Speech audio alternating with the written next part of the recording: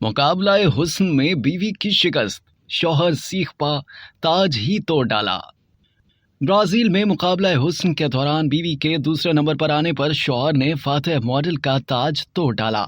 इस हैरान कुन वाक़े की वीडियो सोशल मीडिया पर वायरल हो रही है, जिसमें एक शख्स को स्टेज पर हंगामा करते और 2 मरतबा ताज को नीचे पटकते हुए देखा जा सकता है। ब्राजील की खबर एजेंसी ग्लोबो के मुताबिक वायरल वीडियो में देखा जा सकता है कि खातून फाइनल में पहुंचने वाली नेथाली बेकर और इमानुएली बैलेनी में से किसी एक को ताज पहनाने के लिए नतीजा सुनती हैं, और फिर जब इमानुएली बैलेनी की कामयाबी का ऐलान किया जाता है तो खातून उन्हें जैसे ही ताज पहनाने के लिए आगे बढ़ती हैं तो एक शख्स अचानक स्टेज पर आकर उससे ताज छीन लेता है। वो शख्स मुकाबला हुस्न के दौरान दूसरे नंबर पर आने वाली नेथाली बेकर का शौहर बताया जाता है, जिसने ताज को जोर से नीचे जमीन पर फेंक दिया। स्टेज पर हमला करने वाले शख्स ने सिर्फ इसी पर इक्तफा नहीं किया, बल्कि अपनी अहलिया को वहां से ले जाते हुए एक मरतबा फिर ताज उठाकर स्टेज पर पटका, जिससे वो टूट गया।